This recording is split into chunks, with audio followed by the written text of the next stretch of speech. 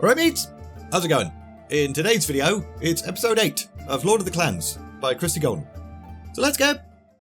It had been 2 days since the fire and Thrall's escape, and Blackmore had spent most of that time angry, sulking about, which was pretty crap for everyone at Durnhold, so Tamis Foxton suggested the master go out and do a bit of hunting to blow off some steam.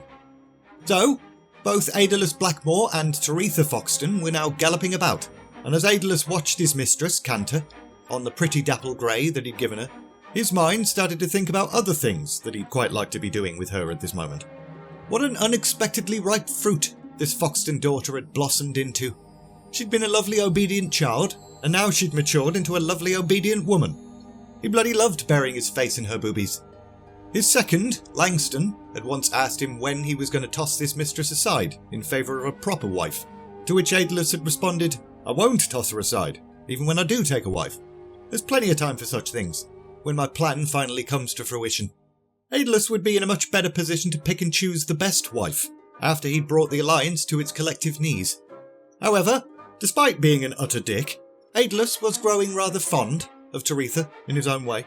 It wasn't just lust anymore. He'd started to enjoy her presence, even watched her sleep on a few occasions, like some kind of creep. In fact, Aedelas had started to wonder if he was actually falling in love with Taretha. Taretha then looked over from her horse, and for a moment, her and Aedelas' eyes met. "Come over here and suck my..." "My lord, we might have news of Thrall." A short while later, Major Lauren Remke was hanging about in her quarters, waiting whilst one of her female orc servants was drawing her a bath. "Make sure it's hot, Grey Kick, and don't forget the herbs this time." "Yes, my lady." However, there was then a knock at the door, and Remke sighed. "Whatever it is, it better be good." "What, Warwick?" "We captured an orc yesterday." "Right. Great. Well done. That's literally your job." "I thought he looked familiar." "By the light, Warwick. They all look the same." "No. This one looked different, and I know why now." Warwick then stepped aside, revealing another man standing behind him, and Major Remke immediately snapped to attention. "Lieutenant General, how may we be of service?" "Major Remke, I believe you found my lost pet." Meanwhile, Thrall sat, absolutely captivated, as the red-eyed orc continued to tell tales of valour and strength, battles against impossible odds, heroic deeds, all of the things. "But before we were the proud, battle-hungry horde, we were individual clans. There were those who knew the magic of wind and water, of sky and land, the spirits of the wild. We called them shaman. Until the emergence of the warlocks, their skills were the only power we knew." The orc, named Kelgar, then spat angrily. "Power? Does it feed our people? Raise our young? Our leaders held it all for themselves. Only the barest trickle dripped down to the rest of us. They did something, Thrall.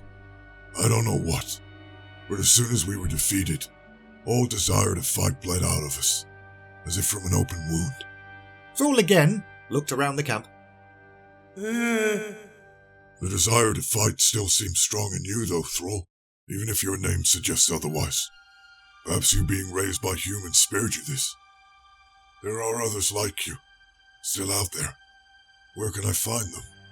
There's one I've heard tell of. Grom Hellscream. His people, the Warsong clan. They were somewhere out west, but that's all I know.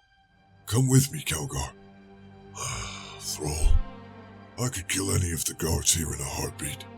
Anyone here could. But there's just no desire. I don't want to run. I just want to stay here.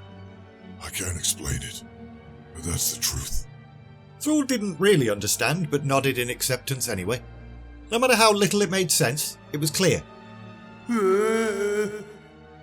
Now, Kelgar had mentioned there was only a skeleton roster of guards at night that would often drink themselves into a stupor. So Thrall continued to pretend to be just another docile orc for the next few hours, waiting for his opportunity.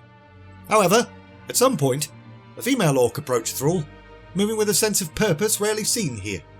"You are the newly captured orc?" "My name is Thrall."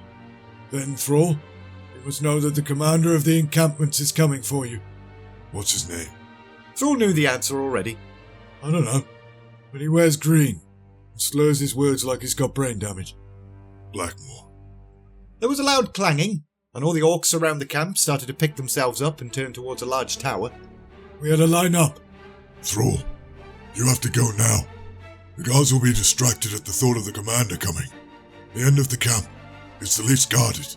I'll create a diversion. Go. Thrall didn't need any further urging, turning on his heel and running as fast as he could. But as he ran, he heard a cry of pain coming from behind him.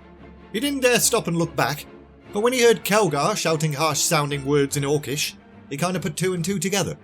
The distraction that Kelgar had mentioned was apparently to reach deep down inside, find the shadow of his old fighting spirit, and then punch the female orc right in the face. Thrall ran for the next several hours. He didn't stop until he was physically incapable of running any longer, and then started to think about what the plan was now. The West. Thrall needed to find this hellscream, and together they could liberate their imprisoned brothers and sisters. Meanwhile again, back at the camp that Thrall had just run away from, Blackmore paced down the line of assembled orcs, wincing at the stench. Where is the one you thought was Thrall? I saw him at the gladiator battles. His blue eyes were... Where is he? I don't see him, sir. Warwick could see that the Lieutenant General did not look pleased. He needed to think of something fast, in order to ensure he didn't spend the rest of his life cleaning toilets. We did find some goods that he'd stolen. Do you recognise this? Warwick then extended a dagger to Blackmore. This is mine. Anything else? Some papers. Major Remke hasn't had the time to look at them. And you're an idiot who can't read. Give them here. Blackmore snatched the pieces of parchment and started to leaf through them. Wish I could talk to you instead of just sending letters.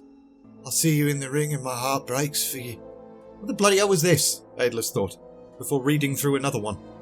Harder and harder to find time to write. Our master demands so much of both of us. I heard that he beat you. I'm so sorry, my dear friend. And then Aedelas's eyes and heart filled with anger. The anger of betrayal. Taretha. My lord, is all well? No, Major Remke. All is not well. You had my orc, one of the finest gladiators ever to grace the ring. He's made me a great deal of money over the years, and was supposed to make me a great deal more. It is beyond doubt that it is he your man captured, and yet I do not see him in this line at all. He could be hiding inside the camp. He could be. Let us hope so, for your continued good fortune, Major Remke. Search the encampment. Now. The Major scurried off quickly. However, the search of the encampment, obviously, turned up nothing. So, Blackmore immediately demoted Remke, put Warwick in her place, and then rode slowly home, stewing in anger and bitterness the entire way. Once back, he headed to his bedchambers, and then approached the bed itself, quietly, so as not to wake the sleeping Taretha Foxton. He then leant down close to her face.